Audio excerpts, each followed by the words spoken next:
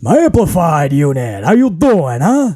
Salute, welcome to the Amped Up Podcast, Friday, August the 4th, 2023. Wow, judging by the calendar, that means tomorrow is SummerSlam. That is wild to even conceive that notion. SummerSlam always came at the end of the summer, or at least the end of August. Always around my birthday time, so it always made my birthday extra special. Even if times were rough, I knew I could get the parents to get the SummerSlam pay-per-view by playing the birthday card.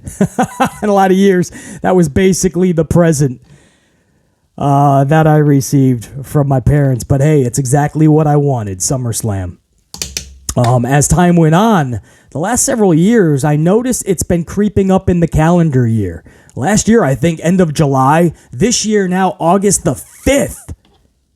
Interesting. I always felt behind the scenes that bash was always for Vince McMahon as well. His birthday always fell, I think it's August 24th. And SummerSlam was almost always on that day, or that weekend. It's almost like that summer bash party was also for Vince behind the scenes. But anyway, SummerSlam, does it still have that same appeal? Is it still as special? Maybe not so much. Just all these little things adding up, especially the timing of it. But tomorrow night, we're going to watch these boys and gals go out there, and they're going to make it special. Or not. But I can't wait to see them go and do what they do on the second biggest stage of this company's calendar year. And I hope to be live with you guys tomorrow night for it. The good, the bad, and the ugly review on the channel. It'll be open, hopefully, to every Amplified Unit member.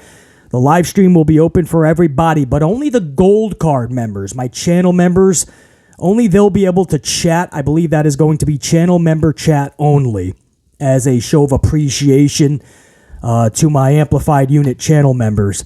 And as a benefit for being a channel member. We haven't been able to do one in a while. What better time than the second biggest event in the calendar year of this company? So a big, big night on the channel tomorrow night. Hopefully you guys can stop by, even if it's after every match, just to see where we put every match in the good, the bad, and the ugly columns. I know a lot of you guys do that.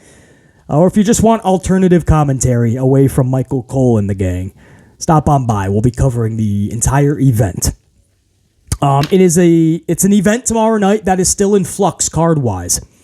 Matches are being taken off literally last minute, like Raquel Rodriguez, who is smiling her ass to catering, not to SummerSlam, versus Rhea Ripley. And for Rhea, I don't know if she's even had a title defense on the main roster since she's gotten the title. Maybe Natty Neidhart, and that's maybe. I know they had a little thing, but I can't recall if it was for the title or not. But maybe Natty, and that's about it. Other than that, Rhea Ripley has not defended her title. She's taking the Roman Reigns route.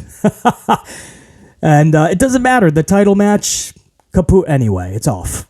It's not going to be on SummerSlam unless they somehow clear Raquel tonight on SmackDown, but she's a Raw wrestler. Why would she be at SmackDown? They just muddy the waters. Or an hour before the event, do they say on the kickoff show that Raquel's been cleared because last minute they decided to add it on and give them 4 or 5 minutes? Trish Stratus, Becky Lynch taken off the show last week.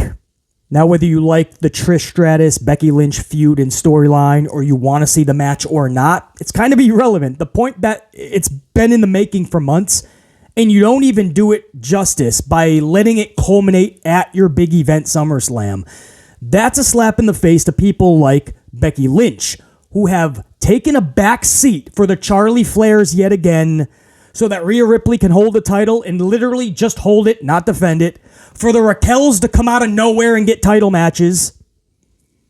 She's taken the back seat. She was involved for months now in situations that have nothing to do with the title. And she still doesn't even get a spot on SummerSlam, even when she plays nice. Man, that's got to be rough to hear. But Becky Lynch and Trish also taken off. They have a partnership with Slim Jim. So now there's a battle royal that's been put on the show. We don't know if because of time constraints, it's going to be booted to the kickoff show. And that's where LA Knight possibly wins the Slim Jim battle royal in front of half the crowd. A bunch of them still at catering trying to get their beers and popcorn. A good percentage still in the bathroom and a a massive percentage still filing in. That's what happens on these kickoff shows. You know what? This company might not even give the Slim Jim Battle Royal to LA Knight. But SummerSlam is in flux over the next 24 hours because there's a lot of content. There's this podcast. There's the SmackDown review at some point that we have to put up in the next 24 hours. And then there's SummerSlam itself tomorrow night. There's a lot of content. We'll be kind of ciphering through all of the SummerSlam news and matches being taken off and put on. Now, for this podcast, it is packed, stacked, and jacked. I know we say that often, but boy, do I mean that. Wait till you hear what WWE Stars Sheamus is saying now about WWE Creative. Oh, we're going to talk about it. Trust me. And we're also going to discuss Kid Rock and WWE getting major backlash. WWE is bringing in Kid Rock. Do the national anthem or some opening sequence at the start of SummerSlam. But Kid Rock has been very extra polarizing politically as of late. And now WWE is feeling those effects. We'll talk about it. We'll see how you guys feel, if it's justified or not. AEW. They don't just have SummerSlam tomorrow night to deal with on Collision or for Collision. They also now have something else that's pretty big. However, BC will give you a little bit of light at the end of the tunnel for Collision tomorrow night. Oh, the deck is stacked against Collision. However, there is one bright spot that they don't have to deal with. I'll talk about it when we get over to that section as well. All of that and a lot more. It's all coming up in today's Friday edition, August 4th of the Amped Up Podcast. I, of course, your host, BC, the ever so polarizing BC Amplified. Let me get a big swig of my, what is this now? Starbucks Vanilla Frappe. I forget what I'm even taking out of the office studio fridge. This is the vanilla Frappuccino from the fine folks at Starbucks. Let me get a big swig of this. We're going to get even more amplified. You guys smash that up if you don't mind. Help out the algo. Let BC know you're fully amplified. And then come on back. We got a lot to talk about. Salute! Let's rock this bitch.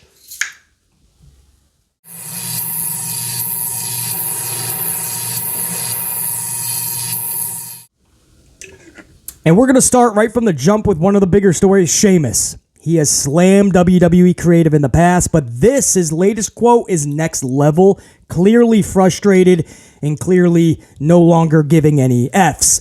And I'm here for it because it validates everything that BC has told you guys over the weeks, months, and years that we've had this podcast/channel. And it's not even a pat on the back.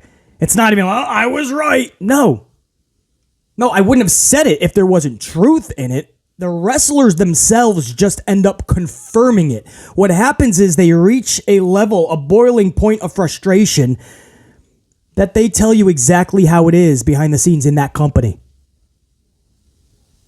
And it's everything that BC had already told you many moons ago. And Sheamus is just the latest in a long line of wrestlers that have tried to tell you how frustrating it is and how their creativity is nothing of the sort. Wait till you hear Sheamus's latest quote. We're going to talk about it. But before we get to that, and that'll be the first story we cover, a big shout out to some Amplified Unit members. Big super chat super thankses in yesterday's podcast.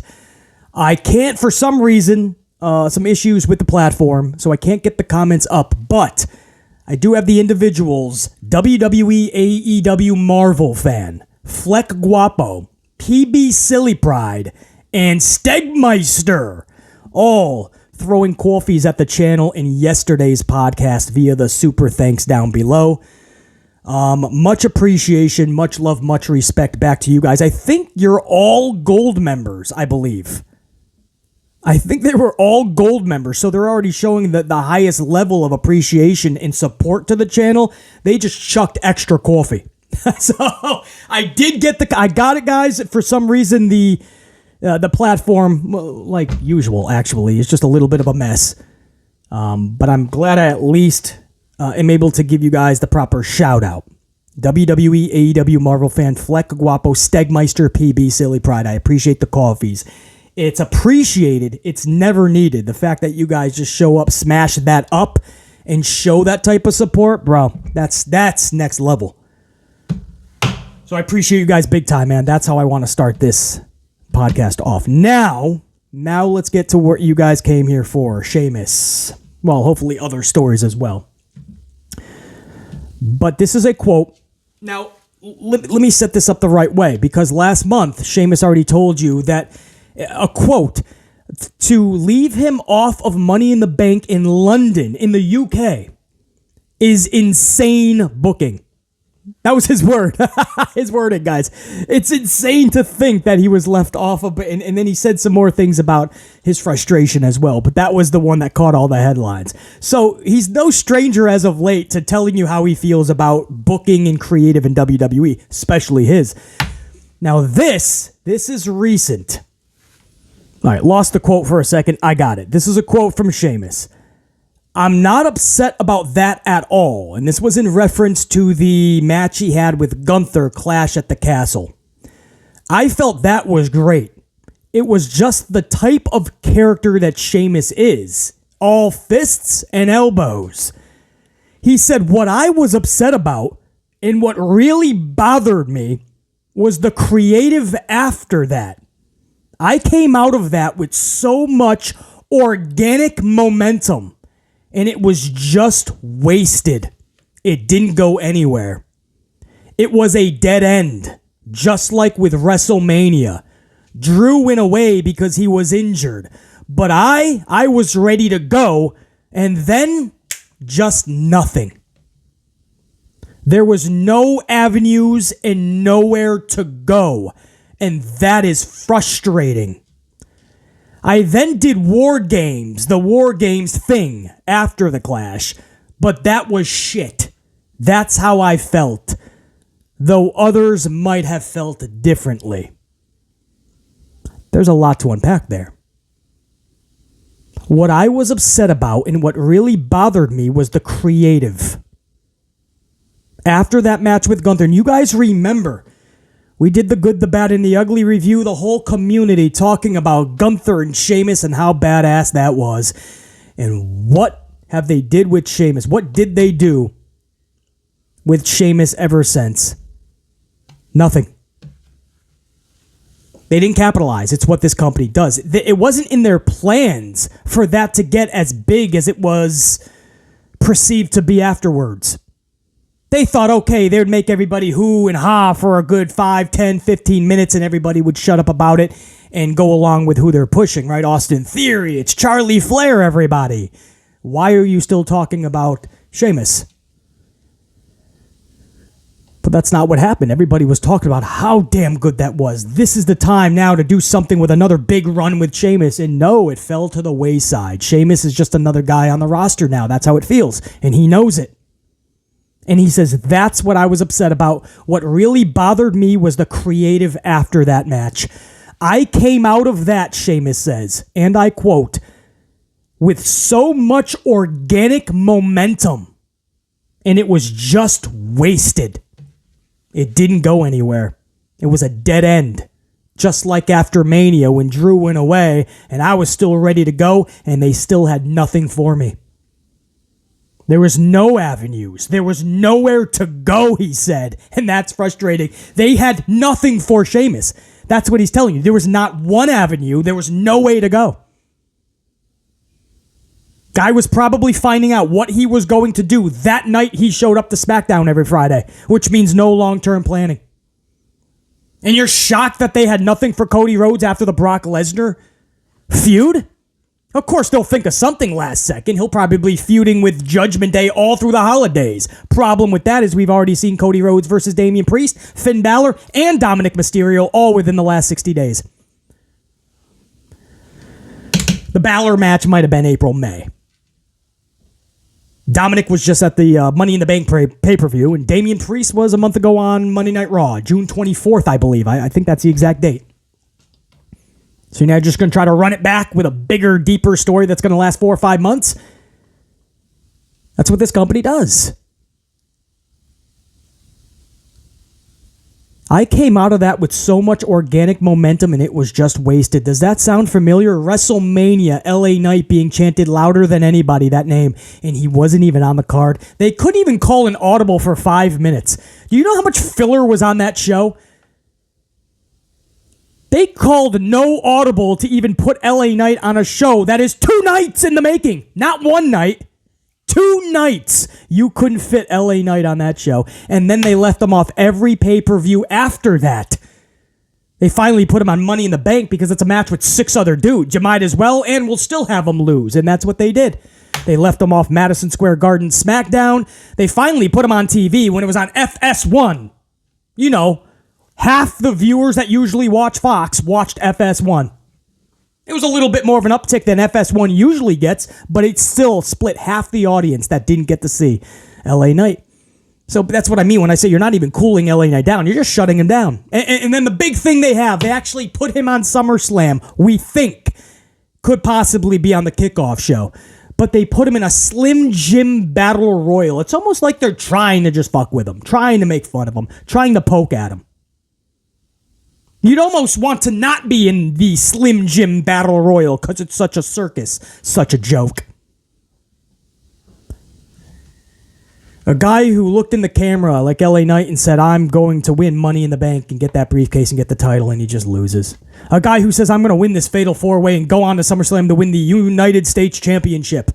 Well, that title is not even going to be defended on SummerSlam anyway. Austin Theory, they deemed finally is not worthy enough to put on there, and they don't know how to pipe in booze for a stadium that large.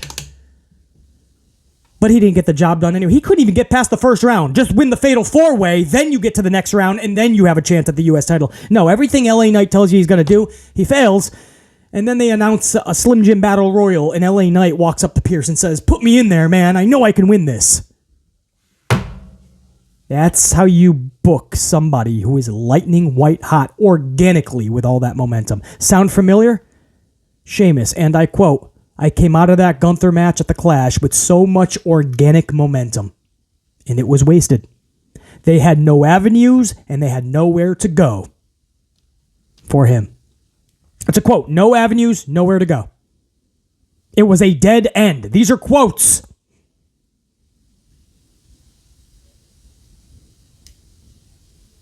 And you're surprised with the LA Knights and so many others before them. This is what the company does. It's not that they can't call an audible. They choose not to. Too many people give this company such a pass. But you see, relax. LA Knight, for instance, is going to get a big push. They're waiting. We're hearing it's going to be after SummerSlam. We heard that after Mania. We heard that after Backlash. We heard that after Night of Champions. We heard that after Money in the Bank when he lost. Now it's SummerSlam. What, you're going to push them when the holidays are here, when half the eyeballs are on the product? That's not smart. You're telling me 7 months ago the plan was for Santos Escobar to take the title from Austin Theory? That's BS. They easily could have put LA Knight in that sitch. Sheamus easily could have had proper booking, or at least good booking, decent booking after the Gunther match, instead of no booking at all. When your talent has organic momentum, and he's the talk of the wrestling world after that Gunther match, and he tells you that they had no avenue and nowhere to go, it was a complete dead end, and they said, just sit down, kid. If we think of something, we'll get back to you. That's a problem in this company. Do you guys see why LA Knight is so polarizing right now in the way he's being booked, and why so many people are furious? This isn't about patience. This isn't about in due time. This isn't about good things come to those that wait, what Papa H says. That's BS. This is about right and wrong. If somebody has that type of momentum, you rock with it. And this company just doesn't want to do it. It's like they just want to screw with their own talent, internally sabotage them so they know who's running the place. Yeah, you're getting over, but we run this shit. And just because they're putting you over doesn't mean we're going to. It's what they told Cody at Mania. Simmer down. Papa H said, I didn't beat Roman at Mania, and I ain't going to let you beat him at Mania. LA Knight's so over. Simmer down. Maybe next year we'll push you. Yeah, maybe. Sheamus. He had one of the matches, if not the match of the night at the Clash. That wasn't supposed to be. Simmer down. Sit in catering. If we have something for you, we'll tell you. They left him off Money in the Bank London. Brought him over to the UK and left off Sheamus. Probably punishing him because he had such a good match with Gunther.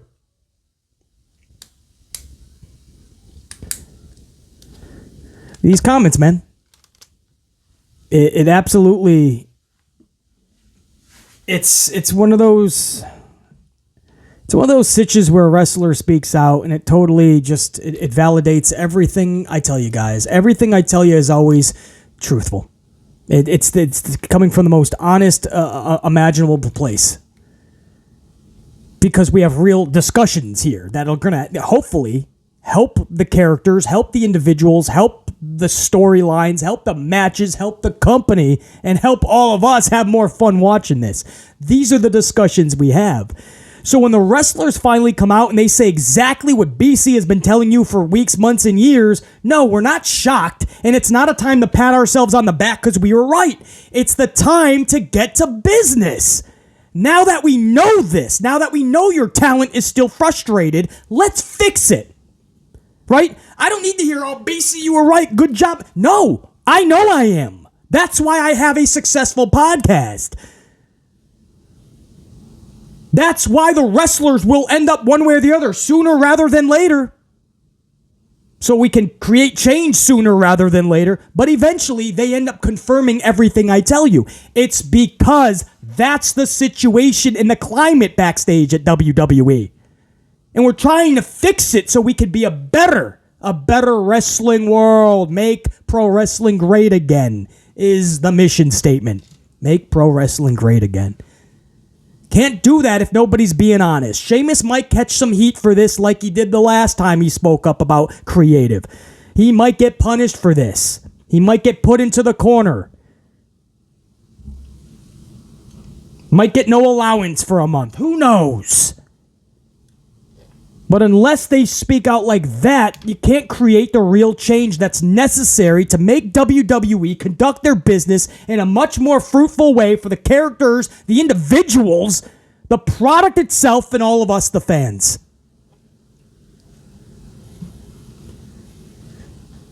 Every time we go to get behind somebody big, it falls to the wayside. It's anticlimactic. The opposite happens. Oh, LA Knight with the briefcase. That's actually fun. Every time his music plays and he teases a briefcase cash in. No, we're gonna give you Damian Priest. Gotta do the low voice of Paul Levesque McMahon. But what we did is we gave it to Damian. We just felt it was the time to do such, and we loved his work with Bad Bunny. Bunny that was so damn bad. LA Knight, Damian Priest. Yeah, Damian Priest gets crickets when he's out there with the briefcase. LA Knight, that would have been too much fun and it would have made too much sense.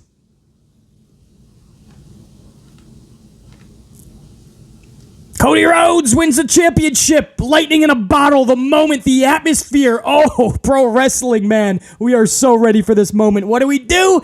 Let's keep it on Roman and have him go on a 2-month vacation. Hasn't defended his title since one-on-one in 4 months. Going on 5 now. It's August. Jey Uso will be the first defense. And that's a match where the red tribal lay is more... That's being fought over more than the title. Who's the real tribal chief of the family, right? It's tribal warfare. This is deeper than the title. Then what the fuck's the title there for? Why did he have 2 straight tag matches while he's the Universal Champion? Why was he on vacation for 2 months? Why did Cody not have the title? Because they just want to do the opposite. Sheamus has a really good match versus Gunther. Let's sit him at catering for the next 4 months.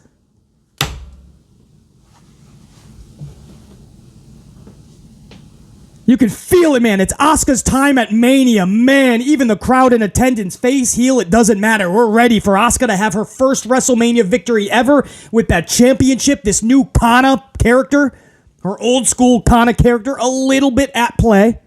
It was good to see that. As little as it was good to see that back. Kana Asuka. WrestleMania, that's obviously the time. No. Let's keep it on Bianca Belair, and then next month on a Saturday afternoon with less of an audience, we'll give it to Asuka. What?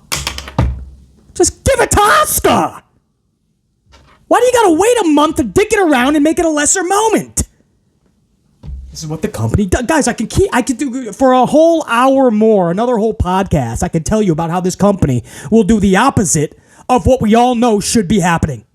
And there'll be people that defend it, right? Well, it's their company. They know what they're doing. They're long-term planning, basically.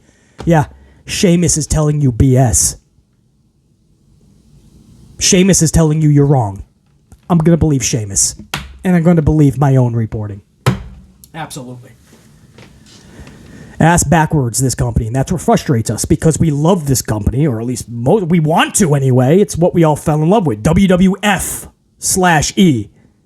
Right? You can love all other promotions as well. AEW, the local bingo hall, Impact Wrestling, MLW. We want this to be good. We want it to be fun so we can enjoy every show, or at least most shows. It's not going to be if this is the type of junk they throw out there. Oh, you had a good match. Uh-oh, you're getting super over. Gotta sit you down and make sure you're off of these shows. LA Knight is off of every pay-per-view when he's super over and lightning white hot. Lightning white hot. There you go. And lightning light hot. What's that, toothpaste? LA Knight's a toothpaste.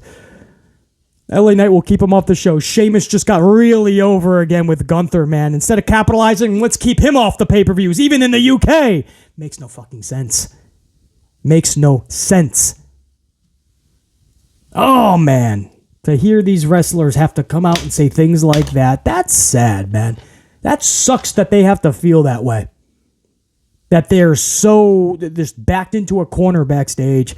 They show up to work and they have nothing when they know they can contribute more and they can be more over because they are organically, and the company themselves are shutting you down. Nobody else. When your own company is sabotaging you, that's what sucks.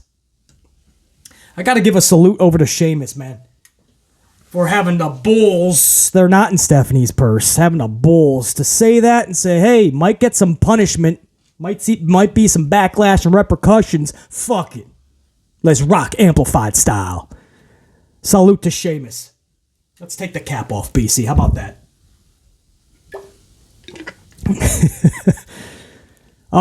Next up, guys, let's stick with WWE for now. Or no, let's flip-flop it. We'll go to the Kid Rock controversy. We'll flip it over to AEW for a second here. AEW tomorrow, it's the deck is stacked against them. SummerSlam. I mean, that's just got to be, that's like worst case for Tony Khan, right? You're still only a couple months into this Collision thing. If even. Not even 2 full months, I believe. And you're going against SummerSlam. And you're actually rocking into the 700s, 700K a little plus in the rating for Collision. So you dug yourself out of the depths of the abyss of the 500s, which is where they were. They crawled into the 6 and they somehow peaked back in the 7. Now, I'm not saying that's great, but they could easily just have rested in the 5s already. No, they're like, no, we're making a run at this, man. We're slowly climbing back. Can they get back to the 800K, which is what they debuted at, and then see where they can go from there? That remains to be seen, but that's their goal, right? Let's crawl back. They reach 700, and then all of a sudden SummerSlam comes by like a big tidal wave and knocks them off their surfboard. And that sucks because I wanted to see how much further they could go. You gotta believe they're getting knocked into the early 600Ks at best and lower 500s at worst. Man, if they pull 400, that'd be really, that would suck. You're almost losing half your audience because of SummerSlam if you dip into the 4s. But they're going to take a hit from SummerSlam Collision. And then it gets even worse because Jake Paul, the brother of Logan Paul, is taking on Nate Diaz. I think that's like boxing, though. I don't think they're going MMA style, but that's down in Texas. Logan is going to try to make that his brother's fight. So what Logan Paul is pitching is that let them go on first. Talk about a tone setter. Could you imagine Logan and Ricochet and the match that they're going to have starting SummerSlam? That's a pretty damn good opener. And then Logan's going to try to get on Vince McMahon's WWE jet, and they're going to take him down to Texas to try to make his brothers fight. It is possible, but it's going to be very slim. Detroit is SummerSlam. He's got to get all the way to Texas. It takes a couple of hours up front, even on a jet. But he's going to try. But Jake Paul, the brother of Logan, is taking on Nate Diaz in a fight. And last night, I believe it was, I saw the footage of it. There was a brawl during the weigh-in conference. And there was a brawl, and that just raised even more excitement to watch Paul and Diaz. So if there's those people that are not going to tune into SummerSlam, they could absolutely go over and watch the Paul-Diaz fight. And of course, all the prelims is already on ESPN for UFC over on ESPN tomorrow night. So they have that to deal with. The deck is stacked against Collision, AEW, Tony Khan. Now here's the little bit of light at the end of the tunnel BC told you about in the opener, the teaser. It's little, all right? When I say that, people are going to be like, that's it, BC? But at least it's something. No MLB baseball on Fox. No baseball, guys. Instead of Saturday night, baseball in America, it's going to be Thursday night, which was last night. My Yankees versus the Astros, the Cheetos, because they cheat a lot. And my Yankees defeated the Cheetos. Right? Astros, Cheetos, is that good? Well, actually, Cheetos has many other meanings. Maybe we should think of a different name. The point is, we beat their Astros. The cheaters that they are, we beat them fairly on Thursday night baseball. No Saturday night baseball. Now, the reason this ain't good is because of the World Cup, the Women's World Cup. The good news there, though, is that it's just a kickoff show from like 9 to 10. The actual match that they have for tomorrow night on Fox for the World Cup starts at 10 o'clock. Collision will be off the air. So, ratings have shown us that a lot of people do tune in to the kickoff. This isn't the USA team, though, so maybe that'll greatly take some of the audience away. I don't know, man. Hopefully you guys are keeping up. I know it's confusing. The point is there's a lot of competition tomorrow going against Collision, and that just sucks for them because they started to gain some momentum, man. I'm watching those numbers uptick. Ever so little, but they are upticking, man. So we'll see what they pull, guys. Hopefully they pull an awesome show. And I'm sure a lot of people that are watching SummerSlam will maybe, a lot of people, I do believe, will go back and watch a lot of it. Maybe it's just the highlights, but they'll keep track of what happened. And that's all you can ask for if you're Tony Khan, because you don't want them just totally missing it and not caring about it even after the fact, right? No FOMO, no fear of missing out. You want them to tune into the stories that you got, what happened, so that there is some intrigue for the next week. So even if they're watching the highlights and you take a dinger in the ratings this week, as long as you capitalize the next week, right? Get back on track next week. But man, it is a stacked deck against Collision tomorrow night. Imagine that, having to go against SummerSlam.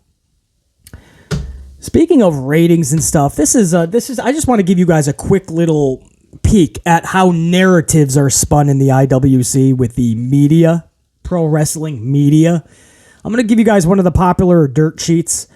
I won't even give a name or anything like that. I never like to give any credit or any acknowledgement to Idiocracy, and I'm not going to here. But I want to show you, this is from the same dirt sheet site. And one article posted just before the other was the NXT rating. And I want you guys to see. In fact, what I would like to do, you know what? While I'm telling you guys that, I want to actually show you guys. So I'm actually going to put it up so you can see. But this was the NXT rating. This was an article on this dirt sheet that was breaking the NXT rating to its audience. And the headline reads, WWE NXT rating largely stays flat following Great American Bash PLE. What does that even mean? Is that in English? WWE NXT ratings largely stay flat. Not middly stays flat. It largely stays flat. Flat. So they must have dropped a few thousand. Is that what you're saying? And even then, it's still a weird way to say it. It stays flat. No, it lost viewers. Just say it lost viewers. Doesn't matter if it's 10. And then they go on to say that this week's NXT averaged 717,000 viewers, which is up from last week's 703. So they went up 14,000 viewers. NXT! A show where it's not common they lose viewers every week, and they've been seeing a lot of an uptick because of the main roster talent. Whether you like that idea or not, I totally get it. But they still went up 14,000 fans. Viewers, maybe some are not fans, but viewers, 14K. And that's the headline they get. NXT rating largely stays flat. Now I'm going to show you how bias works in the wrestling media. I'm going to show you how narratives are spun. Okay, so that's NXT. They largely stay flat when they gained 14K. Now what I'm going to do is I'm going to show you guys, if it's not up already, maybe I already put it up for you guys, but I'm going to show you guys the AEW rating. And you guys are probably already looking at it. I have to get it. Okay, here it is. AEW Dynamite rating stays even, but up in the key demo. Well, that's a positive spin. So if NXT largely stayed flat, then they must have went up like 40, 50,000 viewers, right? Because they're getting a pretty nice headline. AEW Dynamite rating stays even. And they're even up in the key demo. And then you look at it, though, and they actually lost 4,000 viewers.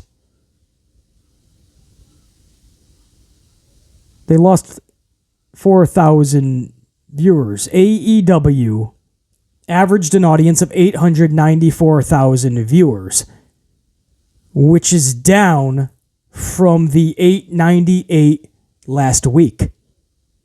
That's not even. That means you lost 4,000. Why would you not just say you lost 4,000 viewers?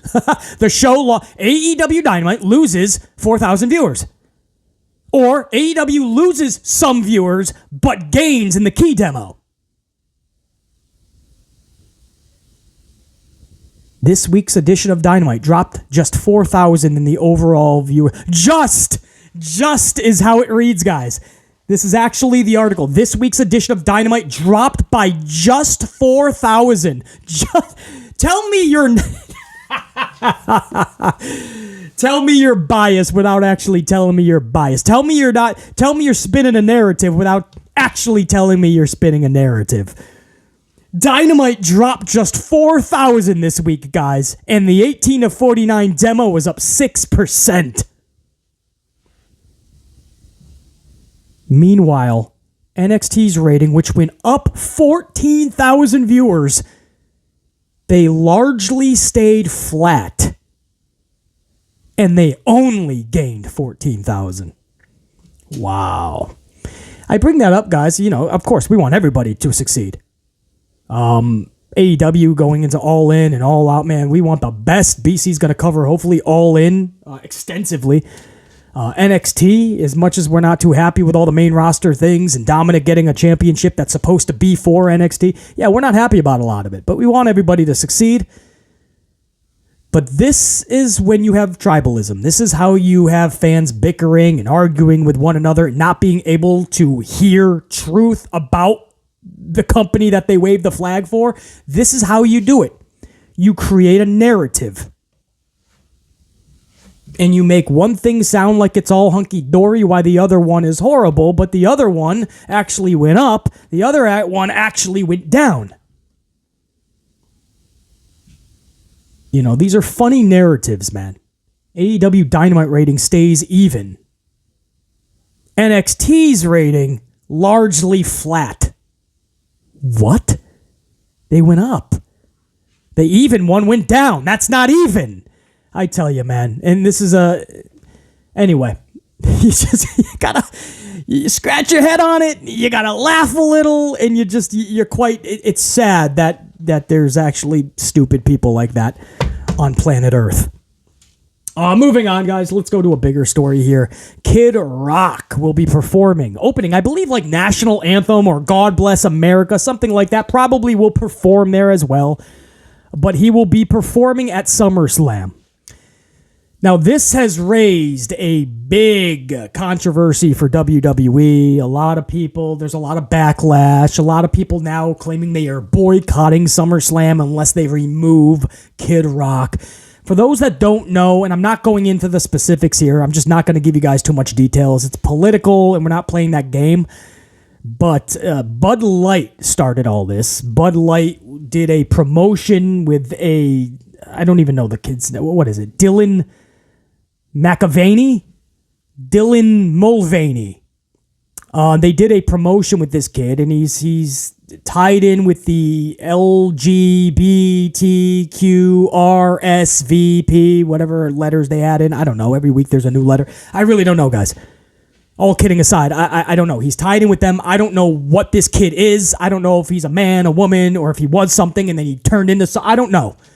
But Bud Light did a promotion with this, him, her, whatever.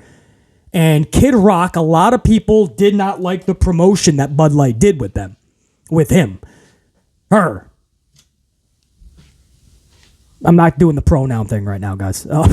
It's too much to tell you. I'm just trying to tell you the story. So Kid Rock boycotts Bud Light with a lot of other big country singers and a lot of individuals. They totally boycott Bud Light. Shoots up some 12 packs. I mean, there was a big thing, right? Bud Light has since, and still to this day, has lost so much in sales that they were overtaken by another beer brand. I think they're in third now, actually. So Anheuser-Busch, who oversees Budweiser and Bud Light, wow, did they take a hit with this misstep. And Kid Rock was one of the people that were leading the charge against this promotion. And he even stopped selling it in his own bar.